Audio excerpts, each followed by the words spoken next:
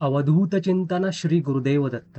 प्रदक्षिणा घालणे ही केवळ एक जुनी धार्मिक परंपरा किंवा केवळ मंदिराभोवती मारलेली शारीरिक फेरी नाही, तर त्यामागे अतिशय सखोल आध्यात्मिक, वैज्ञानिक, तांत्रिक आणि शास्त्रोक्त रहस्य दडलेले आहे. जेव्हा आपण कोणत्याही पवित्र मंदिरात प्रवेश करतो आणि देवाचे दर्शन घेतो, तेव्हा तिथल्या दिव्य आणि चैतन्यमय ऊर्जेचा संपूर्ण लाभ आपल्या शरीराला, मनाला आणि आत्म्याला मिळण्यासाठी प्रदक्षिणा घालण्याचा नियम आपल्या पूर्वजांनी, ऋषीमुनींनी आणि थोर संतांनी अत्यंत विचारपूर्वक घालून दिला आहे.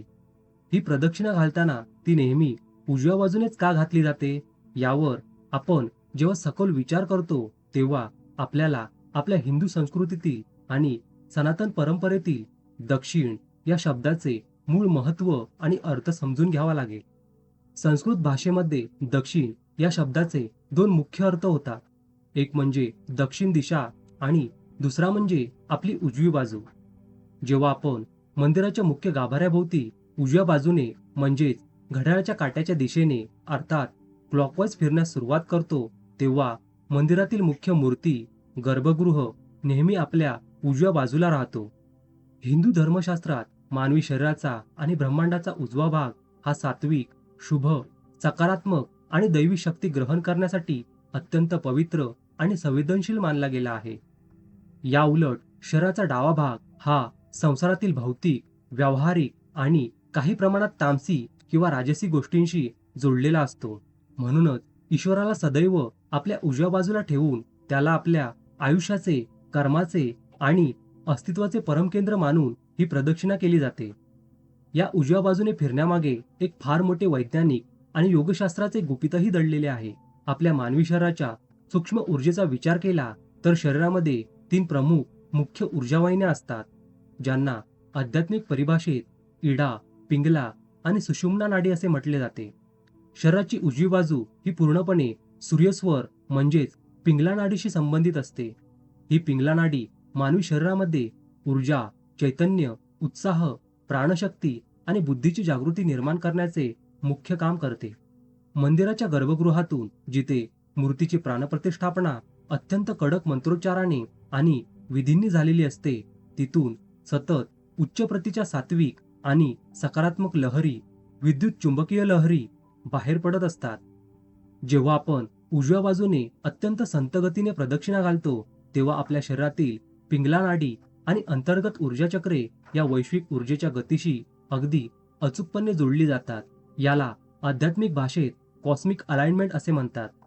यामुळे ती दिव्य शक्ती आपले शरीर आणि मन अतिशय सहजपणे स्वतःमध्ये शोषून घेऊ शकते, ज्यामुळे मनातील विचार शांत होतात आणि मनाला एक अनामिक तृप्ती मिळते. जर आपण याच्या उलट म्हणजेच डाव्या बाजूने फिरण्याचा प्रयत्न केला, तर ऊर्जेचा हा नैसर्गिक प्रवाह संपूर्णपणे विस्कळीत होतो, ज्यामुळे मंदिरातील तीव्र ऊर्जेचा आपल्या शरीरावर विपरीत परिणाम होऊ शकतो आणि मनाला शांतता मिळण्याऐवजी उलट मानसिक अस्वस्थता किंवा चिडचिड जाणवू शकते. अगदी वैश्विक पातळीवर खगोलशास्त्राच्या दृष्टीने पाहिले तर आपली पृथ्वी स्वतःभोवती आणि सूर्याभोवती तसेच सौरमंडळातील इतर बहुतांशी ग्रहही घड्याळाच्या काट्याच्या दिशेनेच फिरत असतात. यामुळे उजवीकडून प्रदक्षिणा घालून आपण या अथांग ब्रह्मांडाच्या नैसर्गिक आणि दैवी नियमाशी स्वतःला पूर्णपणे एकरूप करत असतो.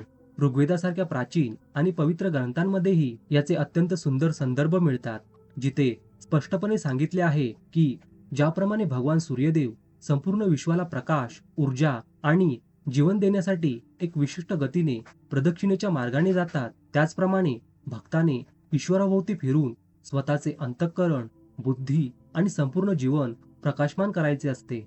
हिंदू धर्मशास्त्रामध्ये प्रदक्षिणेच्या नियमांमध्ये वेगवेगळ्या देवतांसाठी वेगवेगळ्या संख्या अत्यंत काटेकोरपणे निश्चित केल्या आहेत, कारण प्रत्येक देवतेच्या ऊर्जेचे स्वरूप, त्यांचे तत्व, त्यांचा स्वभाव आणि त्यांच्या लहरींची तीव्रता ही एकमेकांपासून पूर्णपणे वेगळी असते. उदाहरणार्थ, भगवती देवीची प्रदक्षिणा करताना केवळ एकच प्रदक्षिणा घातली जाते. भगवान विष्णूंच्या मंदिराला 4 प्रदक्षिणा घालण्याचा नियम आहे, तर भगवान शंकराच्या मंदिराला कधीही पूर्ण प्रदक्षिणा न घालता केवळ अर्धीच प्रदक्षिणा घातली जाते, ज्याला सोमसूत्र ओलांडणे निषिद्ध मानणे असे म्हणतात.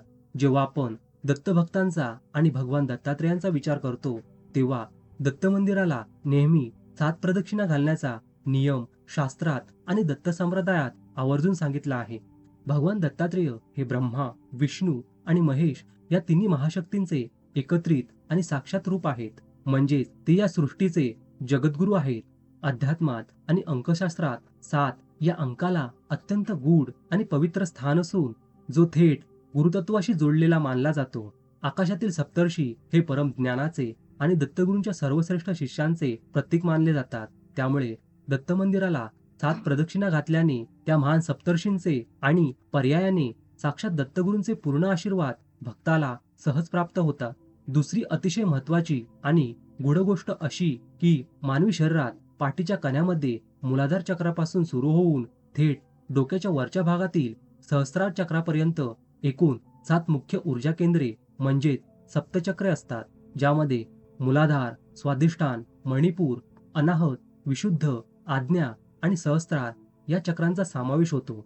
दत्तगुरूंच्या मंदिराभोवती जेव्हा आपण एक एक करून 7 वेळा प्रदक्षिणा पूर्ण करतो तेव्हा त्यांच्या दिव्य मूर्तीतून आणि गाभाऱ्यातून निघणाऱ्या त्रिगुणात्मक लहरींमुळे भक्ताची ही 7 चक्रे क्रमाने शुद्ध, संतुलित आणि जागृत होऊ लागतात, ज्यामुळे साधकाची आध्यात्मिक प्रगती वेगाने होते. याशिवाय आपल्या पुराणांमध्ये ज्या 7 अत्यंत पवित्र आणि मोक्ष देणाऱ्या पुऱ्यांचा उल्लेख येतो, ज्यामध्ये मथुरा, माया अर्थात हरिद्वार, काशी, कांची, अवंतिका अर्थात उज्जैन आणि द्वारका यांचा समावेश होतो. त्या सप्तपुऱ्यांची संपूर्ण यात्रा केल्यावर जे अथांग पुण्य एका जीवाला मिळते तेच संपूर्ण पुण्य दत्तगुरूंना मनोभावे 7 प्रदक्षिणा घातल्याने एकाच ठिकाणी आणि अत्यंत अल्प काळात प्राप्त होते, ज्यामुळे जीवाला जन्ममरणाच्या फेऱ्यातून मोक्ष मिळण्याचा मार्ग अत्यंत सुलभ होतो असे मानले जाते. प्रदक्षिणा घालताना ती कशी घालावी, तिची योग्य पद्धत कोणती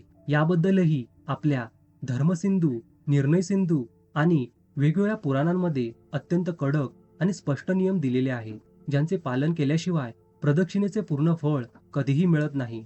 आजकाल अनेक लोक मंदिरात जाऊन अतिशय घाईघाईने धावत पळत किंवा एकमेकांशी गप्पा मारत प्रदक्षिणा घालतात, जे शास्त्राच्या दृष्टीने अत्यंत चुकीचे आणि फलहीन मानले गेले आहे. शास्त्रात असे सांगितले आहे की एखादी गरोदर स्त्री तिच्या डोक्यावर पाण्याचा पूर्ण भरलेला घडा घेऊन जेवढ्या काळजीपूर्वक हळुवारपणे आपले संतुलन सांभाळत आणि अत्यंत संत पावले टाकत चालेल, अगदी त्याचप्रमाणे आणि तेवढ्याच नम्रतेने भक्ताने देवाच्या अवतीभोवती चालायचे आहे.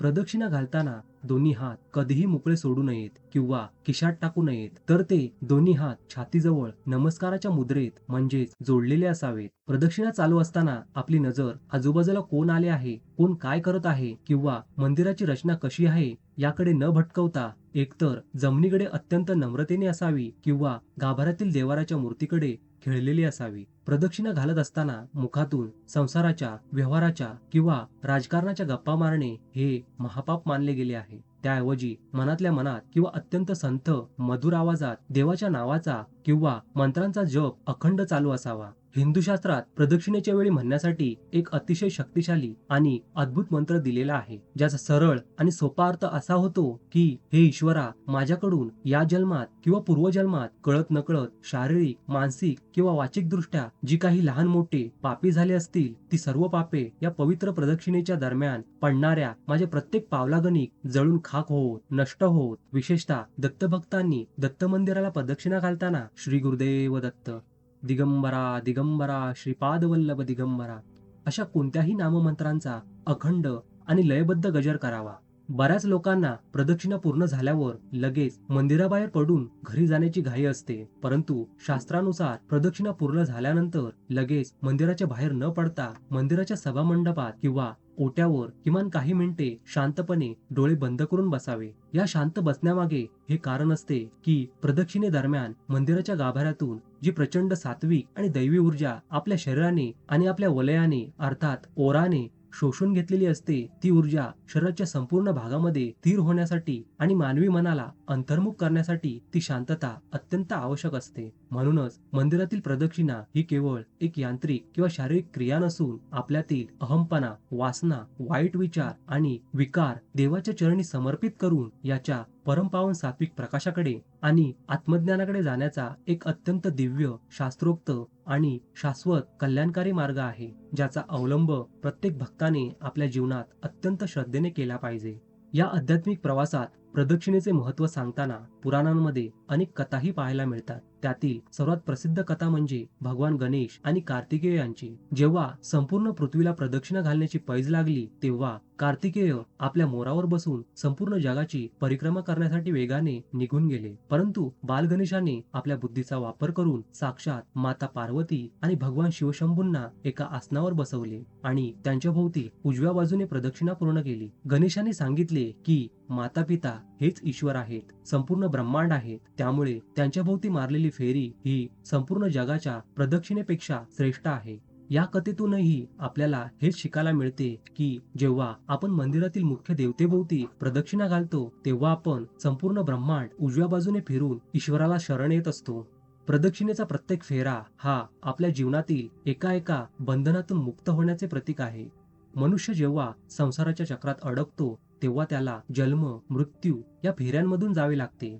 या उलट जेव्हा तो मंदिराभोवती शास्त्रोक्त पद्धतीने प्रदक्षिणा घालतो, तेव्हा तो या संसाराच्या चक्रातून सुटून ईश्वराच्या परमतत्वाकडे आकर्षित होत असतो. म्हणूनच प्रदक्षिणेच्या वेळी मनात संपूर्ण शरणागतीचा भाव असणे आवश्यक आहे. मी काहीच नाही, जे काही आहे ते फक्त तूच आहेस आणि माझे संपूर्ण जीवन तुझ्याच इच्छेने चालत आहे. हा भाव जेव्हा भक्ताच्या मनात निर्माण होतो, तेव्हाच त्या प्रदक्षिणेचे खरे आध्यात्मिक फळ मिळते. दत्तगुरू हे स्वतः अवधूत रूपात वावरत असल्यामुळे त्यांच्या मंदिराची ऊर्जा अत्यंत तीव्र आणि लवकर फळ देणारी असते.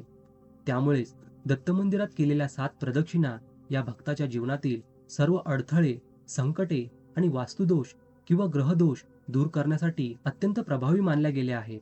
जेव्हा आपण संपूर्ण विधी आणि नियमांचे पालन करून, मुखात नामस्मरण ठेवून आणि शरीराला संतगती देऊन दत्तचरणी 7 फेऱ्या पूर्ण करतो, तेव्हा आपल्या जीवनातील नकारात्मक ऊर्जा नष्ट होऊन एक नवीन चेतना, सकारात्मकता आणि दैवी संरक्षण कवच आपल्या भोवती निर्माण होते, जे आपल्याला संसारातील संकटांशी लढण्याची आणि आध्यात्मिक प्रगती करण्याची परमशक्ती प्रदान करते. मला अशी आशा आहे की तुम्हाला ही माहिती समजलीच असेल आणि खूपच उपयोगाची, महत्त्वाची वाटली असेल. अशा व्हिडिओ बनवायला खूप मेहनत घ्यावी लागते, त्यामुळे तुमचा साधा लाईक आमच्यासाठी खूपच मोलाचा आहे. तुम्हाला हा व्हिडिओ आवडला आणि उपयुक्त वाटला असेल तर या व्हिडिओला लाईक करा आणि अशाच उपयुक्त व्हिडिओंसाठी या चॅनलला सबस्क्राईब करा आणि या दत्त परिवाराचे सदस्य व्हा. आणि हो, कमेंटमध्ये श्री गुरुदेव दत्त लिहायला विसरू नका. श्री गुरुदेव दत्त.